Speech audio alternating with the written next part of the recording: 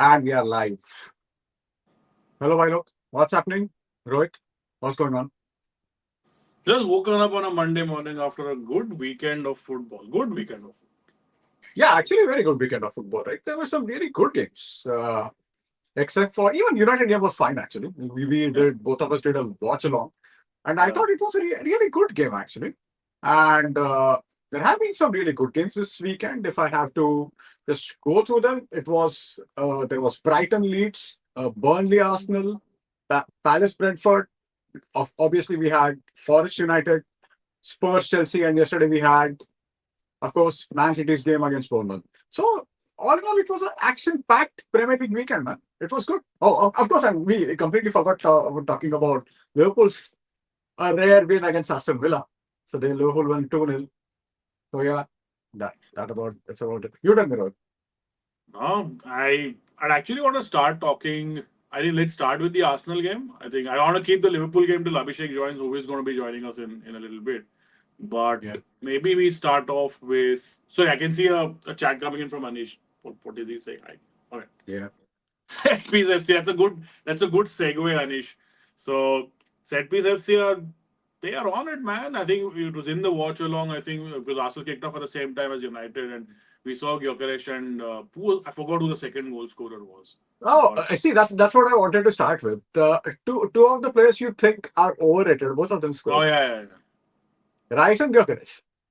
So I did see both the goals. Gyökeres again and Rice again. Both of them scored. It's not like they were free flowing Arsenal football from 2004 or anything of that sort. They were very typical of Arsenal from this season. But credit to them, and I said this last couple of days ago as well. I mean, they're doing what they need to win. They go away to Burnley and they keep a clean sheet and they win. What else could you ask for, honestly? Yeah, true. And I have a few numbers, and the record is so absolutely amazing. So they have 9 wins in a row right now. They have allowed only 4 shots on target in their last 5 games. Just four That's shots. incredible. That's incredible. Incredible. And I think they might beat Chelsea's record from 2004-5. I think Chelsea considered only 15 goals that season.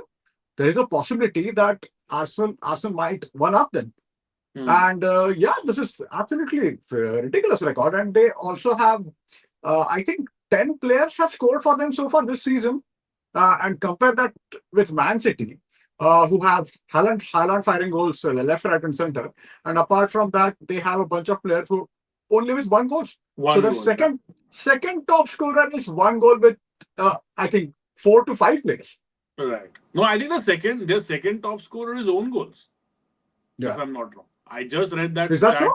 I think so. Maybe I'm misquoting, but I read that stat like literally 5 minutes ago where I think Haaland already has some 12, 13 goals. The second is own goal, and then there are a whole bunch of like Nunez and Foden who all scored one single goal. So Uh, okay.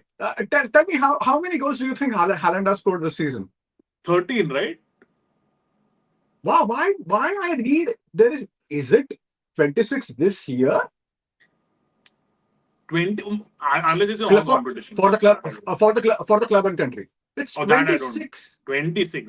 That's ridiculous. 26 is absolutely ridiculous, man. We're in November. We're literally starting November right now, and he's already at 26. He could have that though, one of those Messi Ronaldo years where he scored some ridiculous number, like and him and Kane both. I think we Yeah. could see them in that 60 goals, not in the 90 and 80 maybe, but in the 50, 60 goal. That guy's a machine. That's good. But I Yeah. think we're moving on. But Arsenal, right? I think you actually make a very good point because Arsenal right now are in a way reminding me of that Chelsea team Yeah. because you look at that Chelsea team, right? You know what Terry and Carvalho were, and now we know what Gabriel and Saliba are. That team, you look at this center midfield, and beat the likes of Makelele and Lampard and all, not just the 40. I'm just saying 4, 5, 6, SCN. You Yeah. knew exactly what these guys were going to do. You knew exactly how they were going to set up. You knew exactly what their strengths were, yet you couldn't do anything about it. Yeah. Right That is now, the true. whole world and their uncle knows that Arsenal are going to target you on set pieces. They know, I mean, you know how they are going to play, but it's just difficult to stop them. Yeah, it is difficult to stop them. But I mean, but the difference with I think they, I mean, as the season progresses, I'm sure they'll get better. And we also have Abhishek with us. Yeah, Abhishek, what's happening? Hey, what's going on, guys? We are talking about Arsenal's set piece record. It's a long season. We have a lot to talk about. Yeah, yeah. So yeah, No, but I don't so know, we're Abhishek, talking. what do you think, Mangesh? Yeah, Sorry. No, yeah. Mangesh Go, made go a on, good. Margaret. I Hmm. thought Mangesh made a good point. Is that this Arsenal team, rather than it resembling, say, the Arsenal Invincibles, or even for that matter, the 1-0 to the Arsenal team, this Arsenal team is somewhere reminding him and maybe me of the 04-05 and the 05-06 Chelsea teams, where they are just so strong, physically strong, and they have that amazing spine, a good goalkeeper, and you know what they're going to do week in, week out, but you still can't do anything about it. I don't know what you think. Yeah, I mean, I completely agree with you 100% that it's definitely not like the Arsenal of during the Wenger days, right? Like when the way they used to play and everything, it's totally different. I don't know about, I obviously I've not seen Arsenal before Arsene Wenger, but the Arsene Wenger way of playing, was much different than what they play today. But you're right. The way Mourinho's Chelsea used to play in a way, they used to be very solid at the back. But the thing is, Mourinho's Chelsea were also very ruthless, right? They Yeah, weren't just exactly. they were very ruthless in front of goal. They scored a ton of goals. They scored a ton Yeah. of goals up front as well. But it's very simple. But yeah, they were defensively very solid. Like, of course, I think they have that they there's some Stamford Bridge record, right? That Chelsea holds of conceding some Yeah, very few number of goals or something. Uh, Yeah, I mean, in that sense, they are kind of similar to Chelsea, but the same way that Chelsea used to be ruthless, I don't think they are. Not yet, yeah, at least not, and yeah, maybe they haven't hit that yet, and maybe they're still kind of, yeah, I still think there is another level to which Arsenal can go based mm. on yeah, the way they are playing at the moment. But I mean, yeah, as I've said 100 times before, right? The fact that they haven't, I personally don't think they've hit their peak yet in at least this season, and the fact that they're still finding ways to win, and stay at the top of the table, it's one clear winner for me this season. No, it is yeah. ominous though. Mhm. Sorry, Mangesh, go ahead. No, no, this. I mean, I've said this couple of times before that this season looks like the last season in the sense that we knew that Liverpool were going to win the league. I mean, after 10, 12 weeks, Mm. and Arsenal were second, but they were not really in the title race. And something like this might happen this season. And Abhishek, I think, made a really good point about Chelsea being ruthless. I think Mourinho's Chelsea, the first Chelsea team, is probably one of the most ruthless teams we have seen in the Premier League. And the fact that, I mean, they lost only one game the entire season Mm. in 2004-5, and that was against Man City. But apart from that, I mean, they could have been the next Invincibles, as Arsenal fans like to call it. But I think that team was better than Arsenal's 0-3-3-4. It was, I wouldn't say miles ahead, but yeah, it was bloody good team. I mean, they had players who could play, who could pass the ball, and they had players who could. They were just ruthless, physical team, and they could fight you out and they could play you out. So yeah, I mean that Chelsea team, the comparison is not exactly fair because I think, as Abhishek rightly said, Arsenal will hit the next year. I think they will get much better, probably as the season progresses and probably in the next season as well. Yeah, Rohit, you were saying something. I was just exactly going to just echo what you also said. Is that this team does well this season? I think they have not only a chance to do well here. I think they have a great chance of doing well in Europe, Hmm. which is again exactly what I mean. Abhishek will very fondly remember the ghost goal from Hmm. Luis Garcia.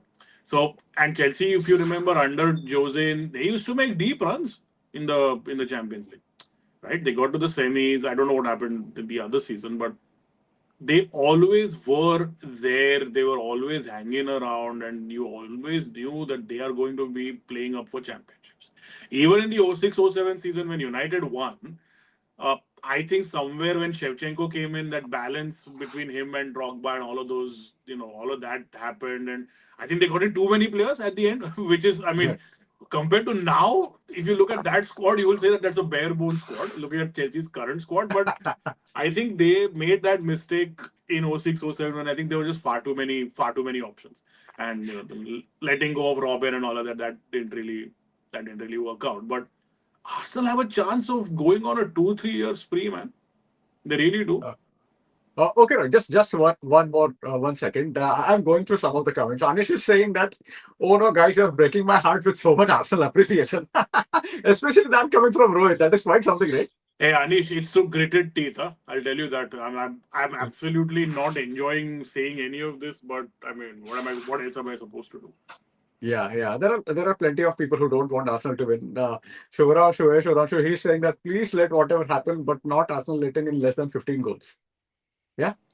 And another Yeah. comment from Anish saying, need to increase my hate watch intensity for Arsenal. Yeah, that might work. You Join me, never know. Anish. Join me with my Gyökeres and Declan Rice voodoo dolls. But yeah, it seems they are going to. They are running away with the league at the moment as the things stand. And even if they have injuries, they have players who can play, who can replace the players, current players. So I think Arsenal's good chance that Arsenal will win this league. And from Arsenal, we can talk about Liverpool. Uh, so Abhishek, you can tell us more about how Liverpool's game was.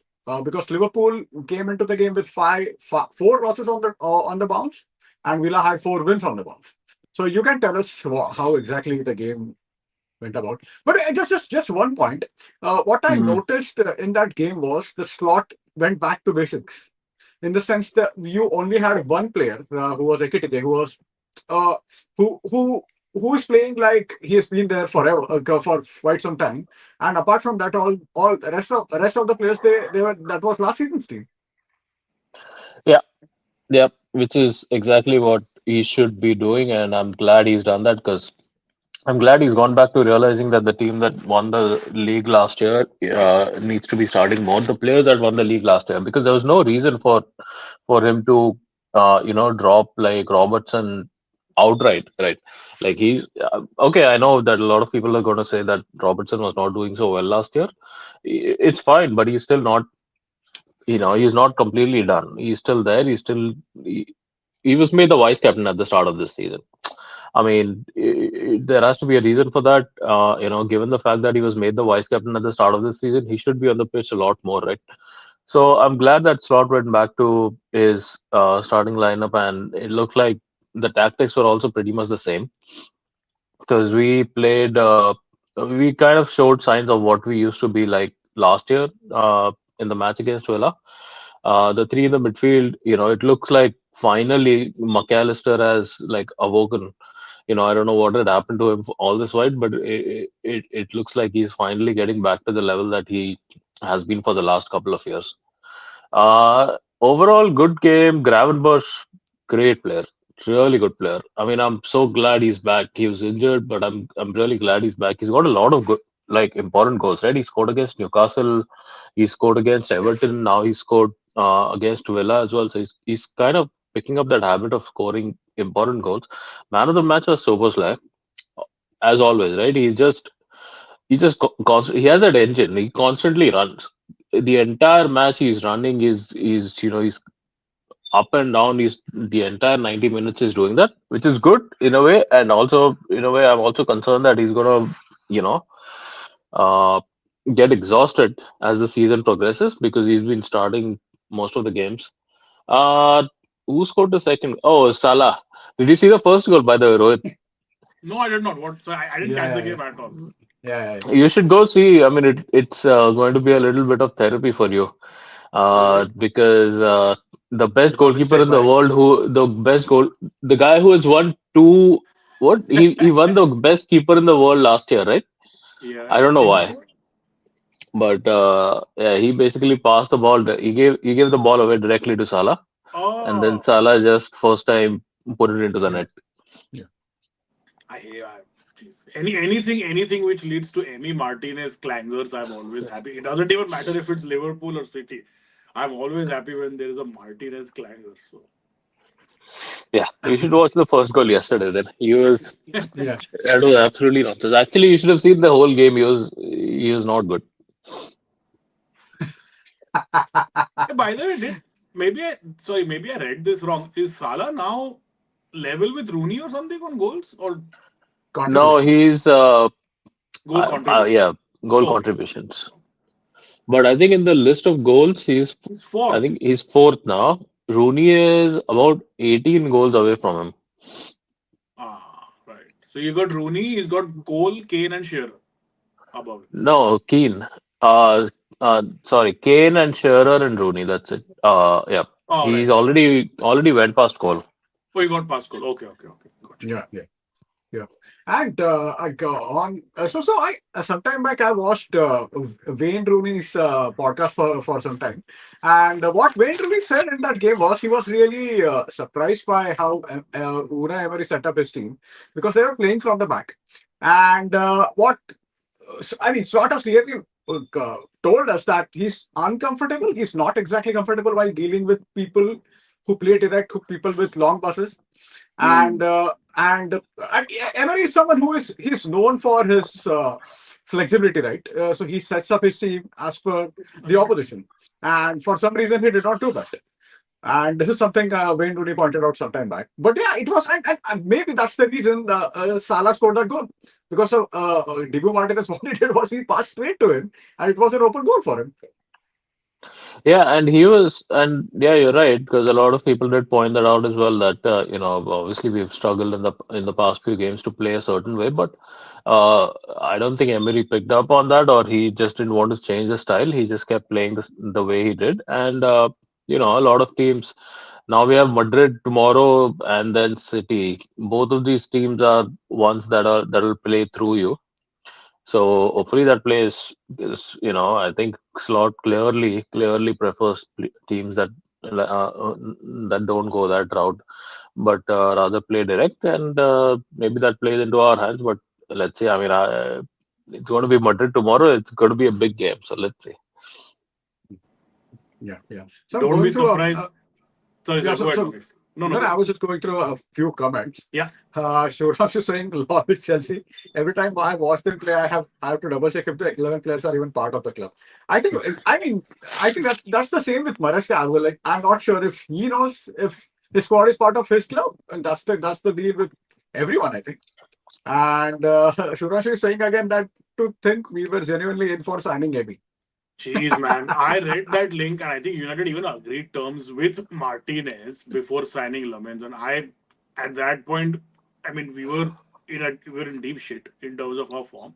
And to think we could have got Martinez in, oh my God, no. That thought scared me so much. Okay, Anish is saying, damn, Rohit and I hate the same players. Yeah, Join the club, Anish.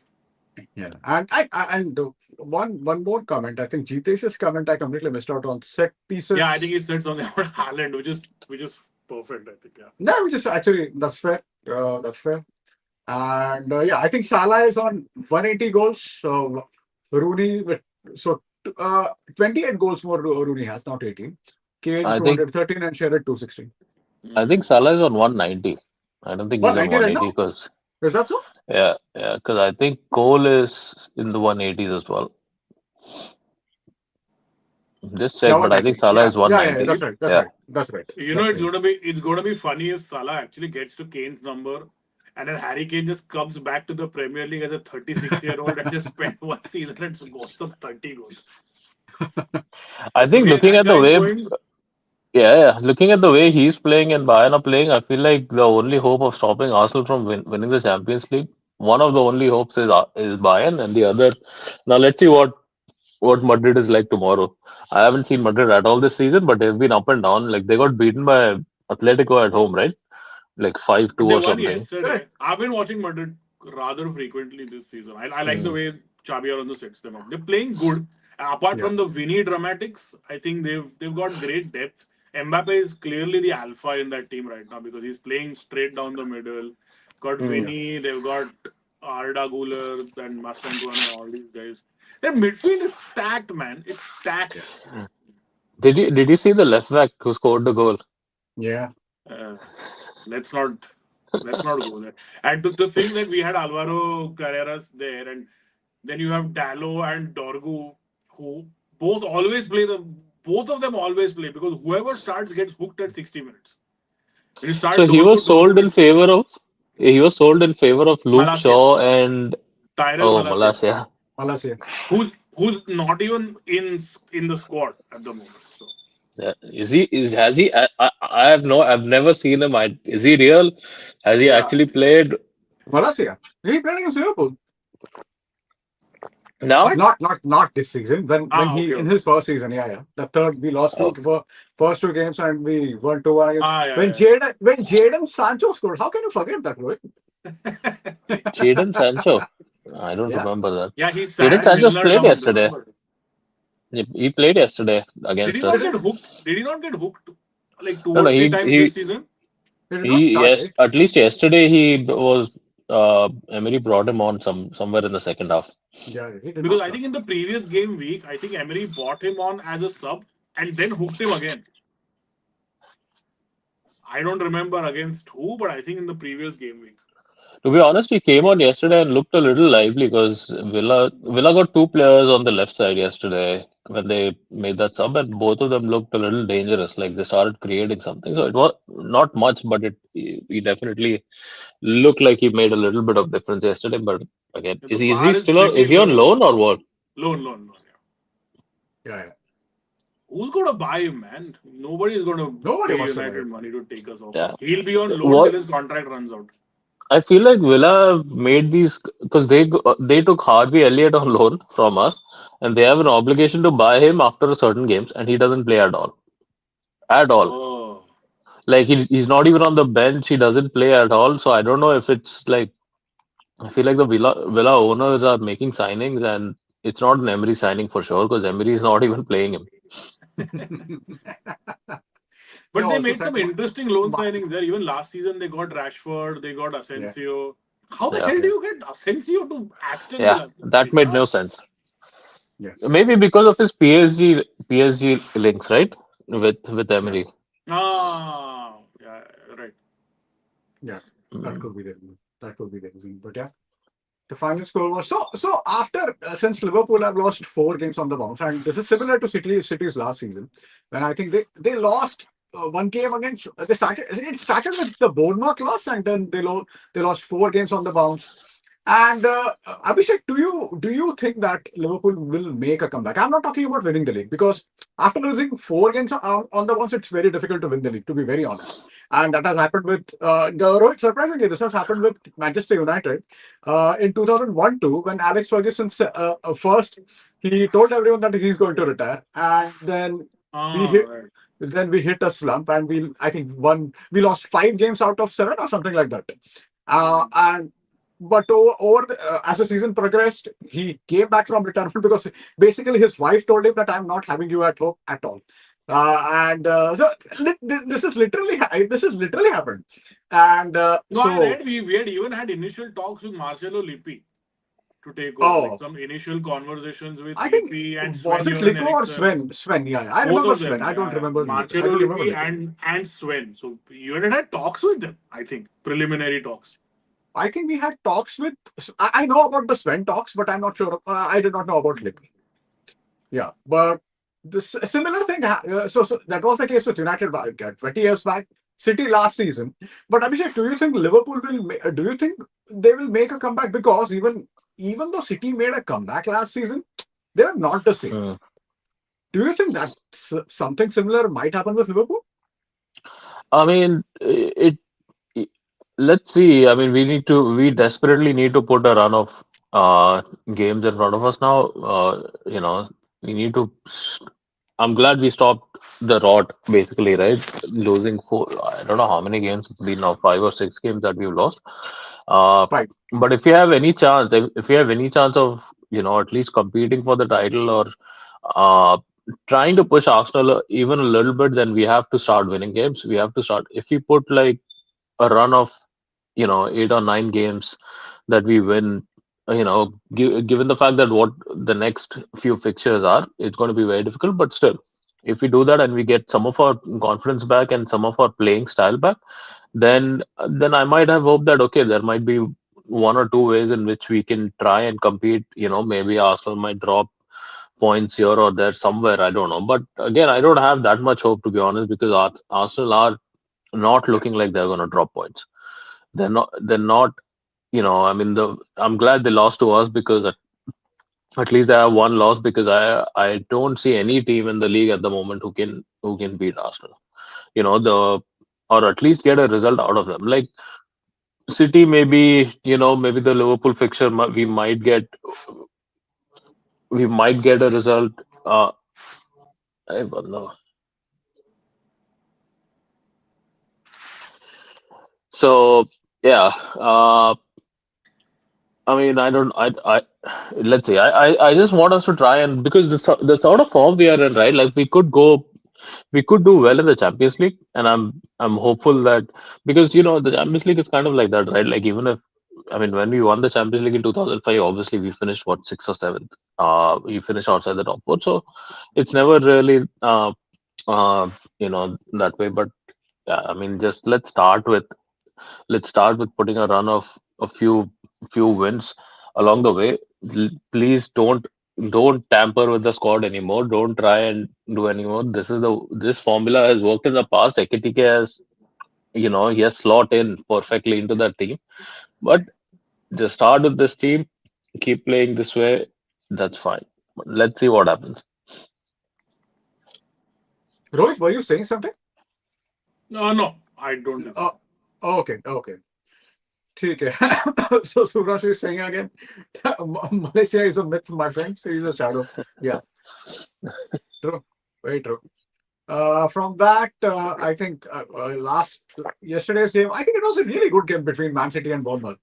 And did you? I mean, is it just me that I thought that City attacking players, they were not playing in that typical Pep, that positioning, that complete. He has that dictatorial positioning methods he have. I don't think they were playing that. A lot of times I saw Ryan Cherky and Doku interchanging positions. So I thought it was a good game, and they were fantastic to watch. And it did not feel like it was a usual disciplined Pep team. So maybe that is, I mean, that made it more enjoyable to watch. And I have no idea what Bournemouth were thinking, playing it's playing with such high backline. That's What what did I was you gonna expect? say. What do you expect is going to happen when you have White Walker playing against you?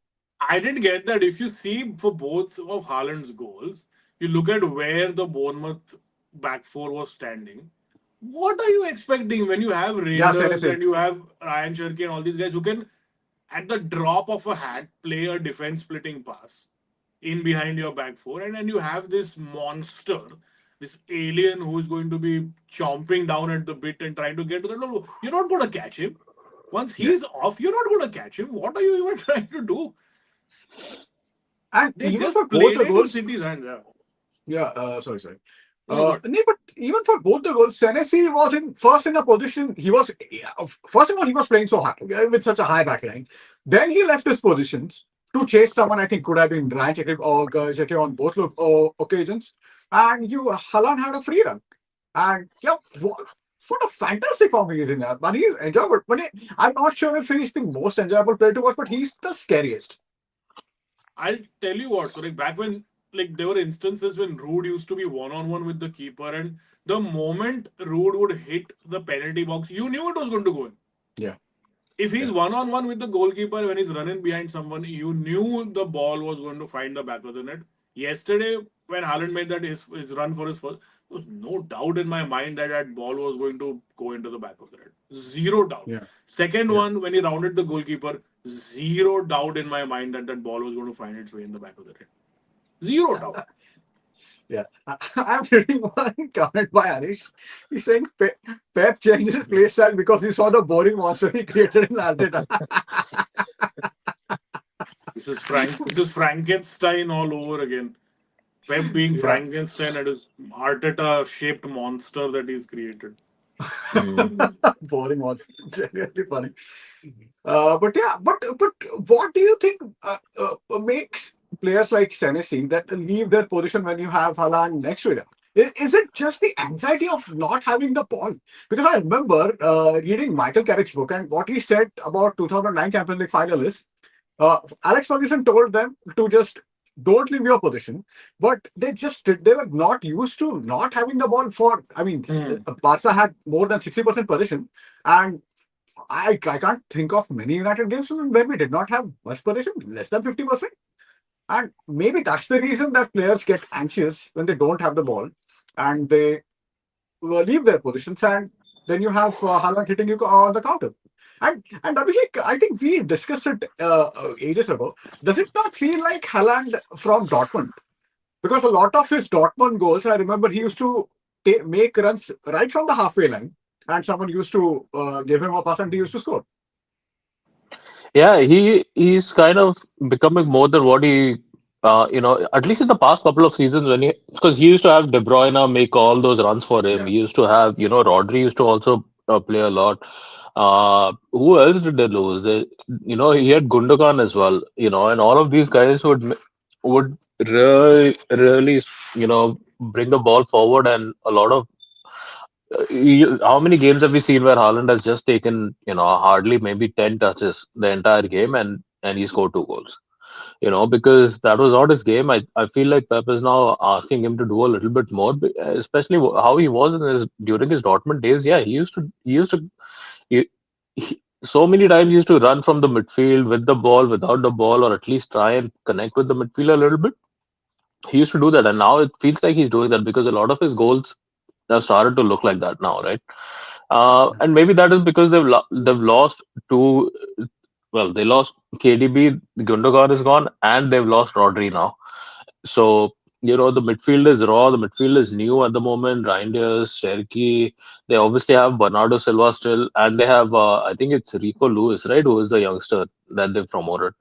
So maybe he's asking Haaland to take a lot more responsibility in that sense, plus trying to, help out a little bit more given the fact that the midfield is so new, which is a great strategy, right? Because he's obviously Haaland has been there for a while and he has that in his game, which we haven't seen. You're right. We saw that in Dortmund. He used to do that so many times, and now he's doing it with City. So I mean, maybe yeah. I think it's just the coaching, right? I think it's Guardiola is just asking him to play a little bit of a different role than what he was. Like he used to be a tap-in monster, but I mean, I know people say that, but he's a lot more than just scoring tap-ins. But now I think he's added that uh, one more dimension to his game, which always was there. And me and Rohit were talking about it before you joined in. Do you know how many goals Haaland has scored this season in for He club and scored country? like 25 or 26, right? Something like that. 26 goals. So how 26 many has he goals. scored in the league? So in the league, He's he has scored 12, right? 13. 13 he has scored in the league. I think 4 to 5 in the Champions League, and I think he scored 3, 4 goals in a game for Norway, and so rest of them for Norway. It's November, and this It's guy is on November. 26 goals already. Crazy. Oh my God. Yeah, he's about to see. And as Rohit said sometime back, he's about to have that Messi Ronaldo season when he might score 60 goals this season. That is a possibility right now.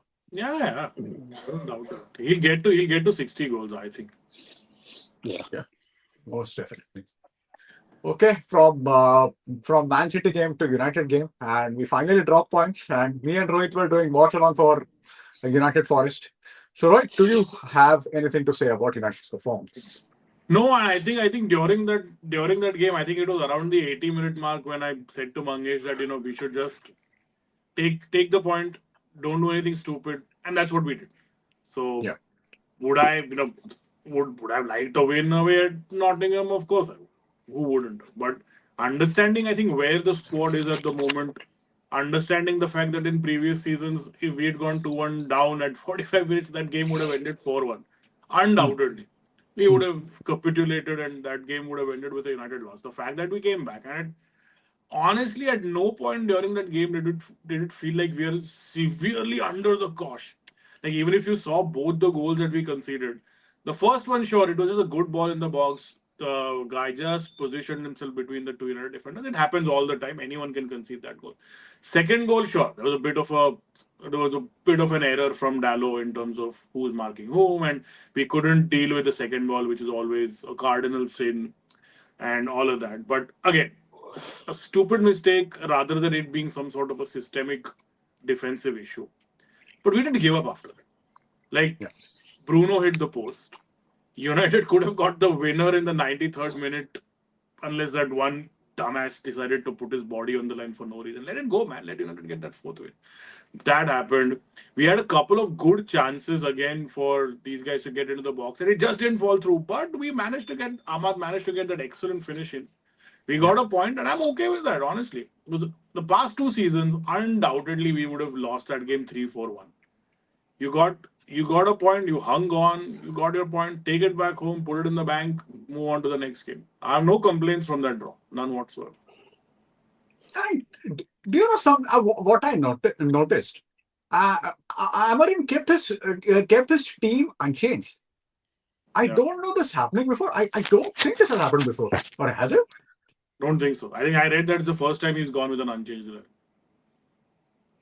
Yeah. Okay. So I mean, yeah, that is quite something. So maybe he knows what his best team is right now, and again, that's a good sign. And as you rightly said, that again, we at no point we did not look vulnerable. Hmm. There might be patches when we were slightly down, but we did not look vulnerable. The goals we considered, they were not due to bad system or incorrect system. It was just basic individual errors, and that's fine. At the moment, we can live with that. Yeah. Considering where we were before Liverpool game or Exactly. before Sunderland game, we can live with that, right? No, there needs to be perspective, right? Any United performance right now, I mean, none of us are actually looking at, oh, now we need to go on like a 9 game winning streak and then get all the way to second or third. That's not happening. United aren't Yeah, at that stage. We're still yeah, going to finish between sixth, eighth, maybe fifth, not more than that. So, and these are the kind of results that a team that will finish in the table in those positions will always give you. So I think I'm okay with that. yeah. And during watch along, if you recall, me and you were talking about this that Amarim was not making any change, and me and both of us were getting a bit irritated. He Why addressed is he that. not making any He change? addressed that. Oh, did he? I did not Oh did yeah, not yeah. watch No, his he press conference. yeah, Yeah, he go addressed on. that. So people asked him, why did you not take Sheshko off and bring Zirkzee on and all of that? And I think he said something along the lines of that there was no need for me to change because it wasn't like the front three because of whom we were not able to score goals. Or it wasn't the case of because and I think he made a great point. He said that who do you want me to bring on? If I bring on Zirkzee, Zirkzee is not a Sesko replacement. So Yeah, Zirkzee is that guy that likes to play in those pockets as a number 10.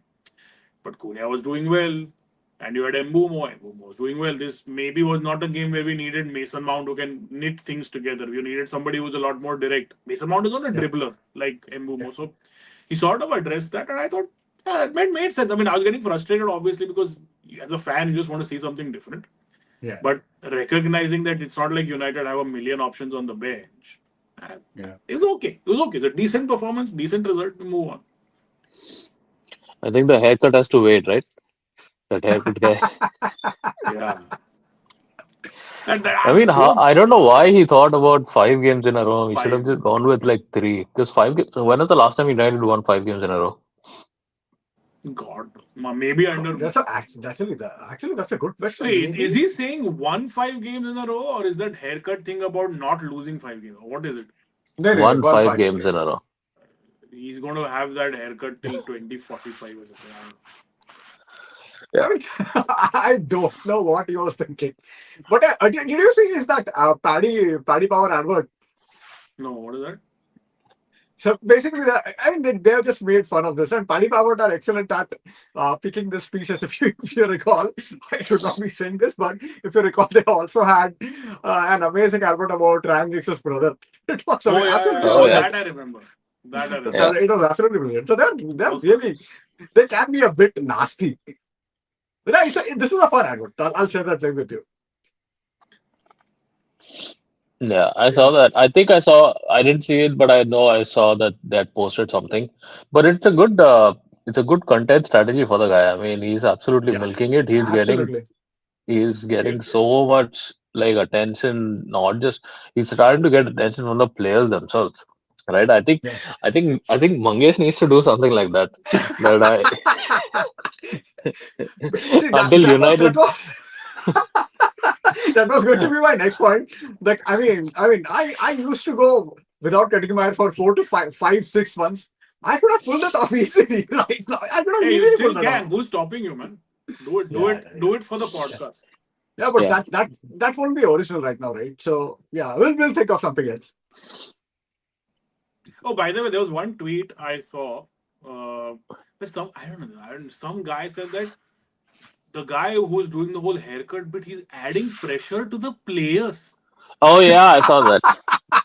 And I'm like, do you really Ridiculous. think Bruno Fernandes is waking up in the morning and I'm like, oh, I need to win today so that that haircut guy, oh, what are you on about? Nobody gives a shit about any of this. I saw that tweet and everyone was making fun of him. It was like you really think a multi-million football club and the footballers are waking up every day thinking about this guy you know, it's not like he has some incurable disease or something. It's just a haircut. Exactly. That's all. Exactly. I mean, you might think that people. I mean, there is a possibility that people might wake up thinking about people who are starving in Africa or something, and these guys are talking about a guy who hasn't had a haircut in how much time? I don't know. In the last few months. What kind Yeah. of nonsense is that? Bizarre. Bizarre. But yeah, that's Twitter for you. Yeah, we have a few comments. Do you guys think there is some pressure on Chesko and Konya to score, which is kind of affecting them? What do you think? I don't think that's the case actually.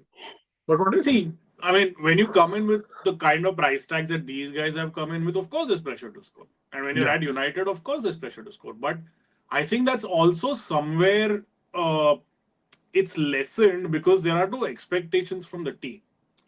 So if they had come in, say, when Fergie was around, or any of those eras where you come in for a break, like Berbatov, right? Berbatov in his first season didn't score like a whole bunch of goals. No. He's only scored, I think, 10 in the league and 15, 16 overall. And automatically people are on him like, oh, you've broken up the Tevez Ronaldo partnership and you've come in and you've not blah, blah, blah. That's pressure. Right now, sure. Sesko's coming for 60 odd million, Cunha for 60 odd million. So that pressure of big money plus United will always be there. But nobody expects much from the team. Nobody's expecting Cunha and Sesko to score 25 goals and help United into the top three or whatever. So, in that regard, when the expectations from the team are low, the expectations from you are low as well.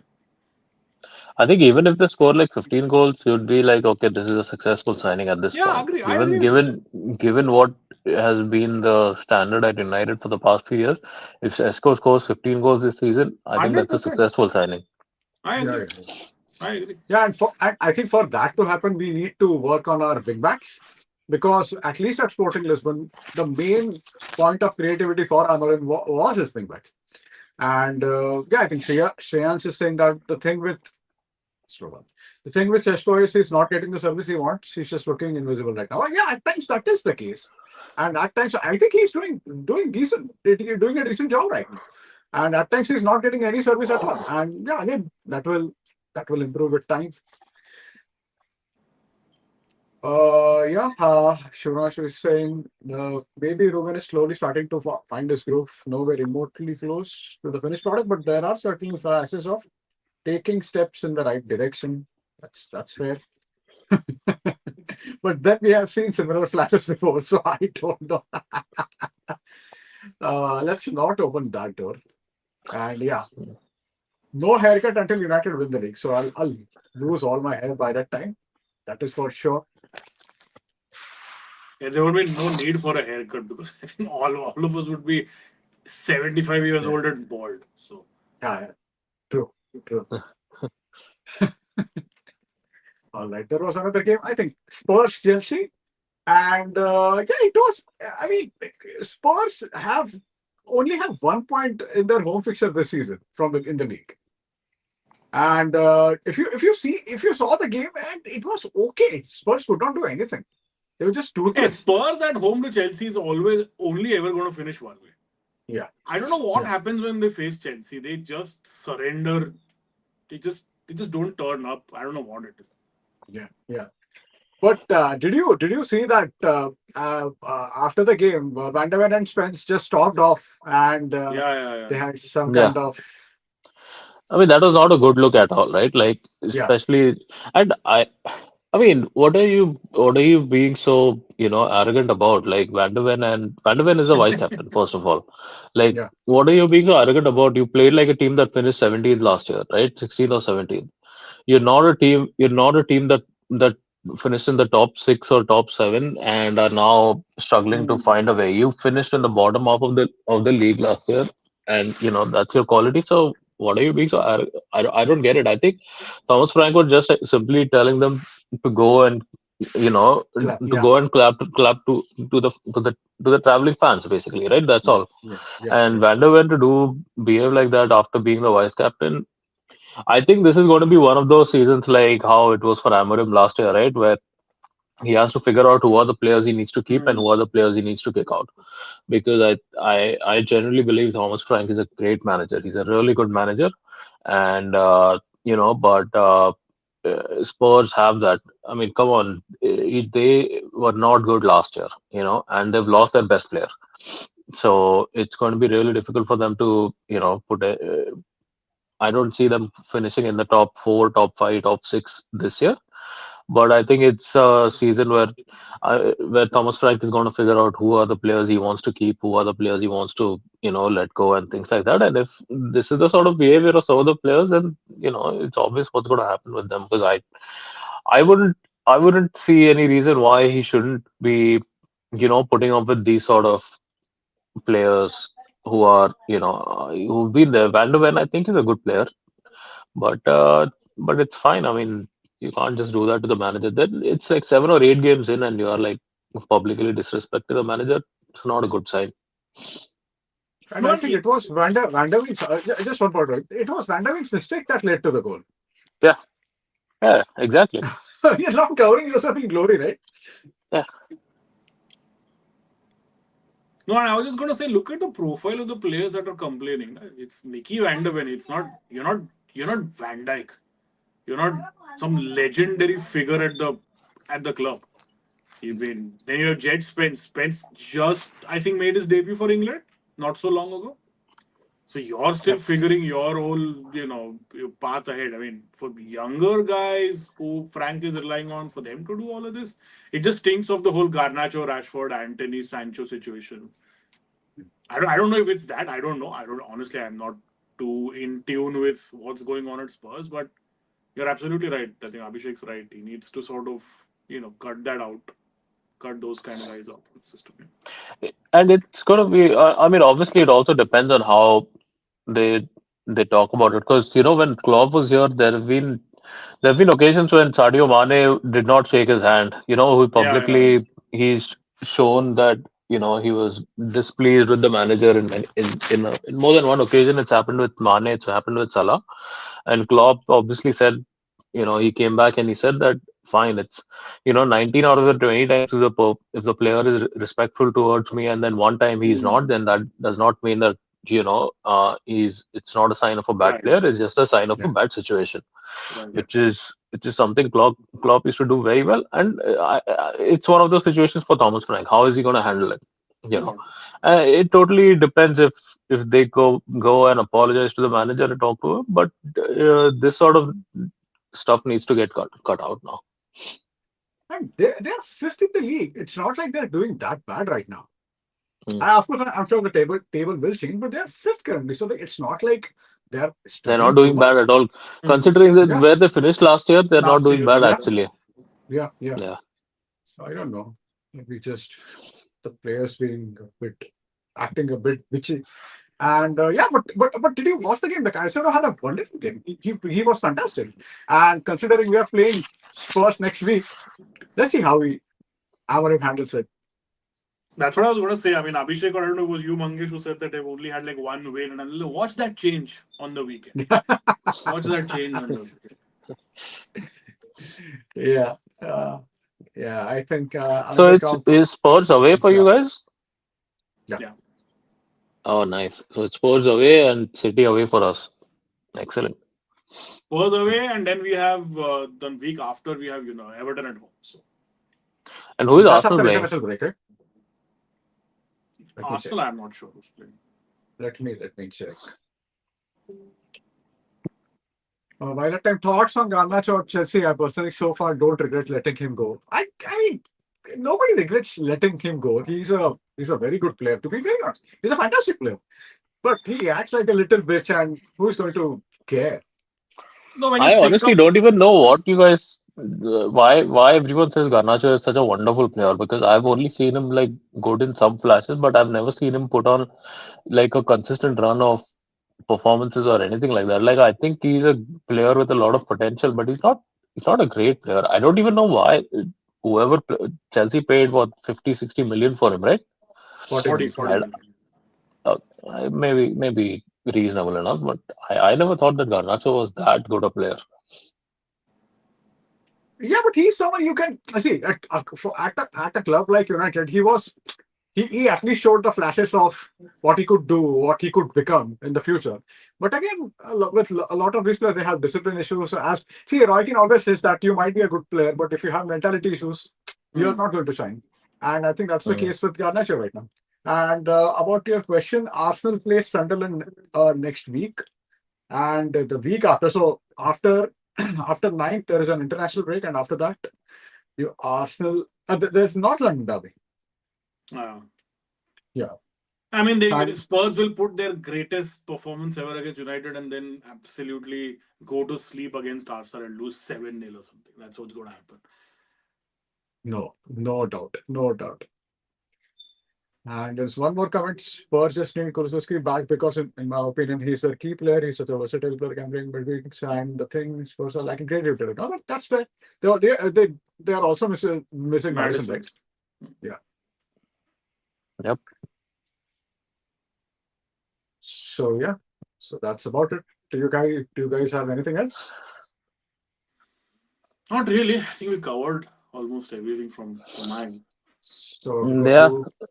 I don't think what else happened in the outside of the Premier League. Madrid Anything? and Barca both won. I think both And scored Mm. as well. I think Barca scored three, Liverpool are Madrid playing scored. Madrid next I don't think on so. Tuesday. I don't think Tomorrow. so. Tomorrow, yeah, Tuesday. Yeah. So it's good. That's going to be interesting. But I find these. I mean, the new Champions League format I find uh, really meaningless in the sense the Liverpool Madrid. This has been Champions League final a couple of times in 18 and 22, and I mean I don't remember what the result was. I think Liverpool Madrid played last season as well, right? In the group stage. Yep.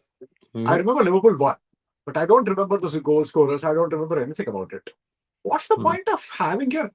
I mean, see, when we talk about United Real Madrid 4-3, because it was in quarterfinal, because it was a knockout, I'm not sure what is the point of these games.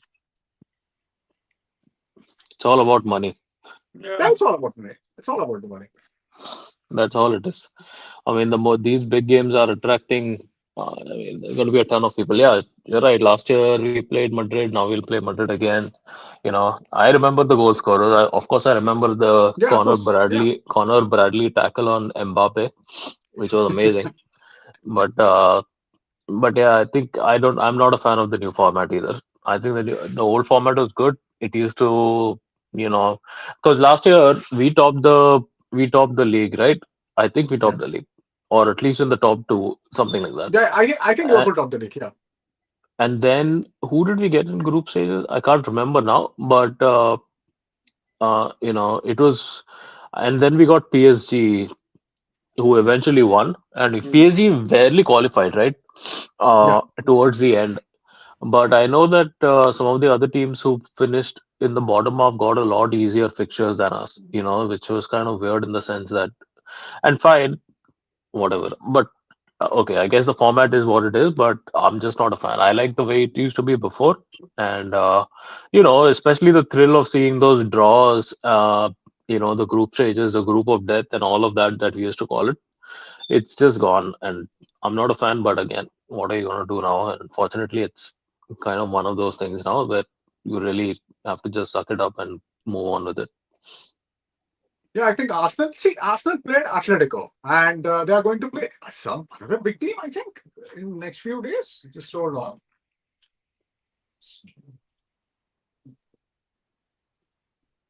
Just a minute.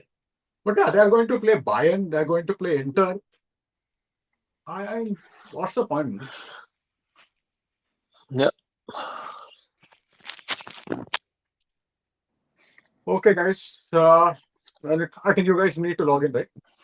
So yeah, I'll Yep. go just on go that through a on that note of what's the point of anything? Yeah, I have to go to work now. yeah. Okay, Abhishek, there is one question for you. What is the feeling going into Madrid game, Abhishek? Don't change the team, first of all. Don't Yeah. start Kirkesh.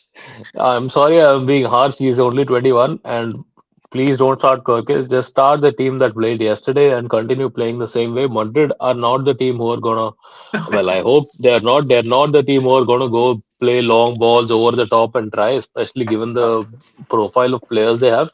You know, if you start playing long balls to Vinicius, who's gonna go up against Konate or Van Dijk, that's it, right? It's never gonna happen. But just so potentially Madrid are also going to play the same way Villa did. So start the same lineup, play the same way, show the same intensity, and I think we'll be fine. But Madrid for all their the only reason I say I think we'll be fine is because of the way they lost to Atletico. That is obviously a vulnerability in Madrid as well.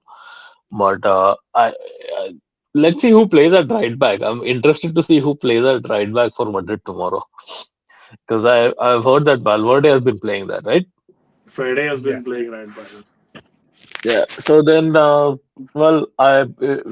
Gakpo better have the game of his life tomorrow if it's not Fede who starts at right back, and that other who is that other English guy who if he starts at right back, But then is the other Cody English guy Gakpo. fit? I don't think the other That English was guy going is to be fit. my next question. Yeah.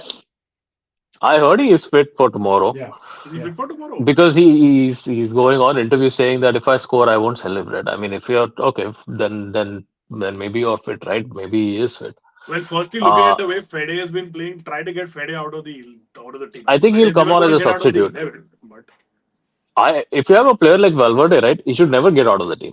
Have you seen he's that guy never out of play? the team. He finds Uh, he's that guy who's either going to play midfield, left back, right back. he's a Both he's going to sensational play. footballer, honestly. Freddie Yeah. Valverde is a sensational footballer. I think even if I think Trent will come in the second half at some point, Yeah.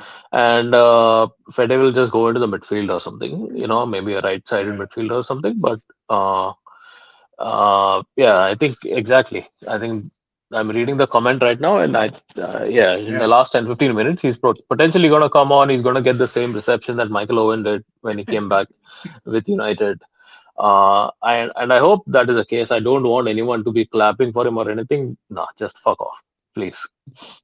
Do your hamstring again, and do your hamstring again. That'll also be fine. On that positive note, I think we should close this. Okay. Thank you, guys. Thank you, Rohit. Thank you, Abhishek.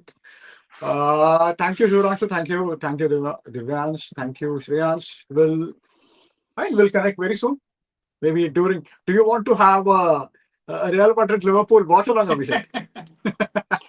I am the worst person to for a watch along because I don't even pick up my phone. I just throw whenever the match is on, right? I just keep my phone somewhere on the side because at the risk of getting spoilers, because always my stream is delayed.